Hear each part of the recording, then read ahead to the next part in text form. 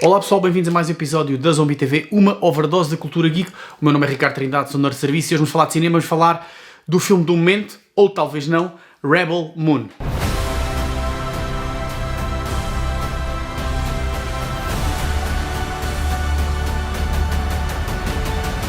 Para criar aqui algum contexto, Rebel Moon é, ou se deveria ser, a obra-prima do realizador Zack Snyder, que é muito conhecido por ter realizado Watchmen, a segunda versão da Liga da Justiça, Batman v Superman, Man of Steel, 300, Sucker Punch, entre outros. E este era aquele projeto que ele tinha, apoiado pela Netflix, onde tinha liberdade completa, era uma história original, ele não ia adaptar nenhuma banda desenhada, que ele é especialista nisso e ficou muito famoso, foi por isso. Era uma ideia original dele, tinha proposto essa ideia à Disney para se fazer um filme de Jedi mais negro, mais sério, inspirado no conto, o filme Os Sete Samurais, que é uma história clássica do cinema mundial. Foi rejeitada pela Disney e então ele disse, então eu vou fazer o meu próprio Star Wars. E este filme tem duas partes, a segunda irá sair para o ano, mas vai ter bandas desenhadas, videojogos, quem sabe jogos de tabuleiro, livros, desenhos animados, spin-offs, etc. Ele queria criar o seu próprio universo de Star Wars. Pronto, este é o contexto. Conseguiu?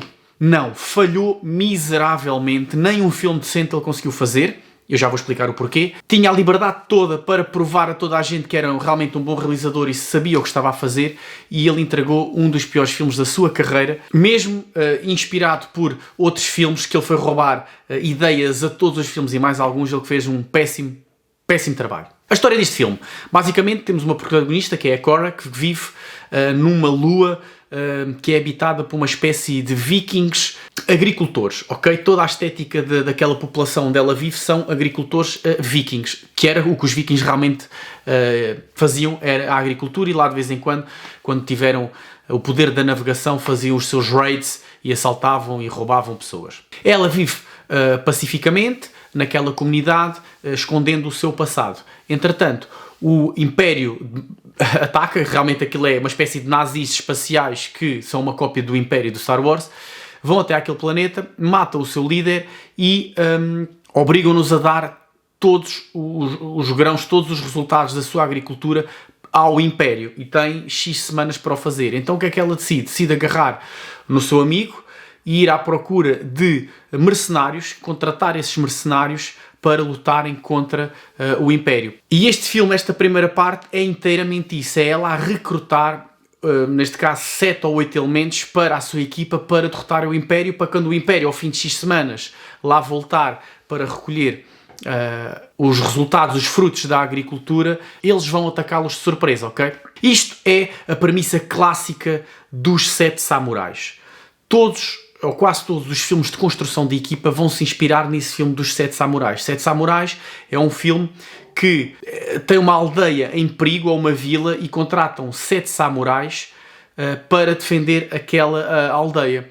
Cada um tem um passado e uma história diferente, tem um feitio e uma personalidade diferente, mas eles trabalham em conjunto e sacrificam-se para salvar aquelas pessoas que não fizeram mal a ninguém. O próprio Star Wars é uma cópia dos 7 samurais, ok? Reparem, temos uma princesa em apuros, precisa de ajuda contra o Império. Então manda 2 robôs, o R2-D2 e o C-3PO, à procura do Ben Kenobi, ok? Temos 2. E eles vão à procura do Ben, e além de encontrarem o Ben, encontram talvez o escolhido de Chosen One, que é o Luke Skywalker, 4. Eles precisam de uma nave e então contratam Han Solo e Chewbacca para salvar a princesa Leia. 7, ok? 7 pessoas diferentes, com passados diferentes, de espécies diferentes, juntam-se em comum para derrotar o Império, ok? A Vida de Inseto, Bugs Life, é uma cópia exata dos 7 samurais. Os 7 Magníficos, que é a adaptação direta, mas no faroeste, que já teve inúmeros remakes, o mais recente tem 5 anos, pensou, e é com o Chris Pratt, é a mesma coisa, só que em vez de serem samurais, são cowboys. Os próprios Guardiões da Galáxia, a estrutura do filme Guardiões da Galáxia é muito semelhante a 7 samurais, mas o James Gunn fez uma coisa diferente e alterou um bocadinho de como eles se juntam à equipa, e não são 7, até são menos, depois mais tarde juntam-se outros elementos, mas ele consegue mudar um bocadinho a lógica do filme, a estrutura de como é que eles angariam estas pessoas, estes mercenários, para derrotar um inimigo comum. E então parece que é mais fresco e é mais novo, ok? Só que estes filmes todos que eu referi, e existem muito mais, o que é que eles conseguem fazer que Zack Snyder não entende e não consegue fazer? Nele não entende, ok? Eles conseguem fazer a angariação, o recrutamento destas personagens em 20 ou 30 minutos e dão espaço para que as personagens interajam entre elas, criem momentos onde estão todos juntos ou dividem as personagens em grupinhos para criar atrito entre elas, amizade entre elas, para que nós conheçamos e haja um desenvolvimento da sua personalidade e da personalidade do grupo, ok? E quase todos os filmes fazem, os que eu referi, fazem isso em 20, 30, no máximo 40 minutos. Zack Snyder tem um filme de 2 horas e pouco, onde não faz nada disso. O filme inteiro é o recrutamento. Como é que tu demoras 2 horas a fazer uma coisa que os outros filmes demoram 20 minutos ou 30? Como é que tu não crias cenas onde há interação entre personagens, umas que se apaixonam, ou começam a criar uma amizade, ou começam a criar um atrito e ficam inimigos, mas acabam por trabalhar juntos para um bem maior? Não cria nada disso em 2 horas. A fórmula dele é: vai ao planeta X, recruta uma pessoa, há uma cena de porrada, a pessoa junta-se ao grupo, passa para o segundo planeta, fala com a pessoa, existe outra cena de porrada, a pessoa junta-se a ele, vai a outro planeta, e é assim sucessivamente. Ele recria a mesma fórmula no mesmo filme várias vezes, sem trazer nada de novo, sem haver outra interação. Então ele salta de planeta em planeta, e cada planeta ou cada lua tem uma estética diferente. Há uma que é uma aldeia viking, a outra é um saloon no faroeste, a outra é um rancho índio, a outra é um império romano, a outra é uma neo-Tóquio cyberpunk feudal, sei lá, uma mistura de géneros. Ou seja, cada planeta é uma coisa diferente porque ele quer mostrar a estética, o estilo, o guarda-roupa das personagens diferentes, e muitos dos cenários acabam por não ser originais porque fazem lembrar coisas que já vimos em videojogos, noutras coisas. Pois há vários elementos da história que são retirados de outros filmes que não são só Star Wars, porque é uma cena de grande tensão em que lá o general nazi ataca a vila e há um momento que é igualzinho ou quase igual ao Inglourious Basterds, ao momento inicial de abertura do Inglourious Basterds. Só que Zack Snyder tinha uma coisa que eu gostava muito nele, e ele tem vários filmes que eu gosto. Ele era muito bom esteticamente, mesmo abusando do slow motion, o que faz aqui, ele mete slow motion dentro do slow motion, o que é ridículo. Mas ele faz slow motion, ou ele fazia slow motion em cenas interessantes, cenas de luta bem coreografadas, e aqui são as piores cenas de luta que eu já vi este ano. Estão muito desinspiradas, muito fracas, não são nada de especial esteticamente. O slow motion não está lá a fazer nada. Ele chega a fazer slow motion numas sementes que estão aqui no chão.